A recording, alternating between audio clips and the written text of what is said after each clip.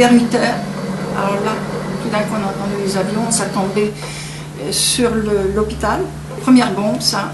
Il y a un bâton d'abord ça. Alors ils ont commencé donc à l'hôpital, le boulevard Herbé Fournet, et puis la gare. Donc, 2 heures du matin, on est parti, nous.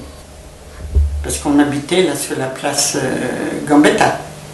On montait l'avenue de la Basilique, et puis on est atterri derrière le cimetière. Il y avait un hangar, là, on a dû aller se cacher dans le hangar, les bombes y tombaient. On voyait les orphelins d'Auteuil qui brûlaient. Je ne sais plus combien de religieuses qui ont été tuées. C'était pour les orphelins, à ce moment-là, c'était des religieuses.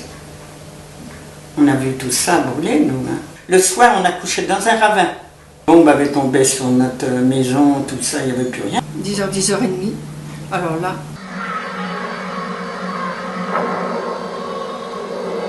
les déluges. Tout ça, c'était en flammes partout.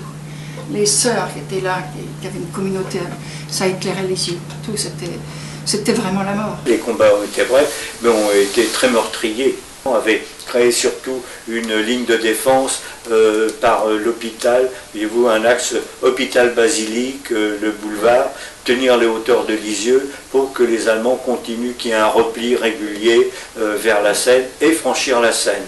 Et en fait, tous ces Allemands qui se sont repliés se sont fait massacrer sur les bords de la Seine, parce que quand ils sont arrivés à Rouen, ils n'ont pas pu passer, et ma foi, ils n'avaient qu'à pas venir. Mais il y a des gens qui sont morts étouffés, qui ont eu après ça des séquelles pulmonaires de cette...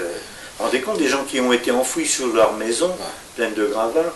Et en sortant de chez nous, de l'autre côté de la rue, l'immeuble s'est effondré, mais le pan de mur dans l'angle, c'était un angle arrondi, et c'était resté debout.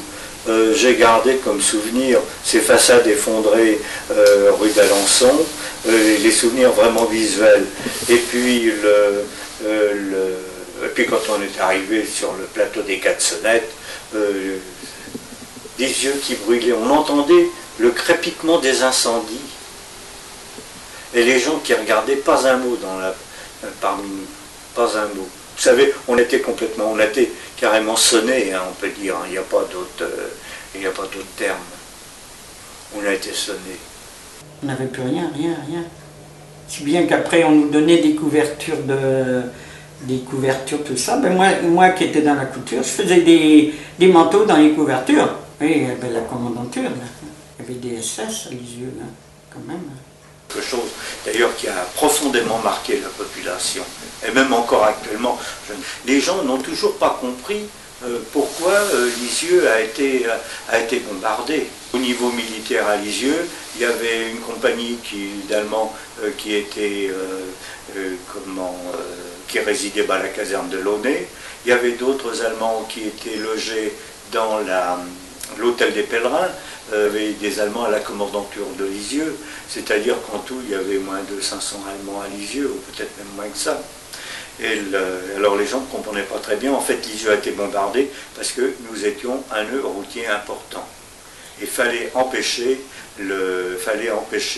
les renforts allemands de monter à travers la ville. Déjà, il y en a qui étaient passés le matin, mais il fallait empêcher des convois de militaires, de camions et de chars de traverser une ville. Parce que la ville, une fois qu'elle est détruite, qu'elle brûle, alors traverser une ville en flammes avec du matériel militaire, des camions d'essence, des munitions et tout, c'est c'est aller au suicide. D'une part, puis deuxièmement, faire passer des véhicules qui, même une fois que la ville a brûlé, la ville a brûlé quand même pendant 8 jours, passer à travers les décombres, eh bien c'était pareil, c'était infranchissable. Il fallait attendre, il fallait pouvoir déblayer la ville pour passer. On peut passer par ailleurs, mais il fallait absolument bloquer les accès routiers à la mer, de façon à ce que des renforts ne viennent pas rejeter les troupes alliées.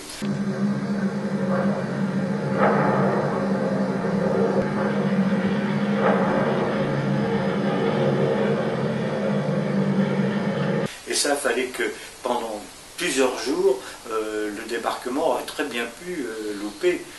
C'est tellement vrai qu'il y avait ça devait être une division, une compagnie de Panzer, enfin, il y avait des chars qui étaient au repos en Normandie, au-delà de l'Orne, eh bien, ils ont tenu ils ont joué leur rôle. Les Allemands ont été bloqués les Alliés ont été bloqués par ces Allemands.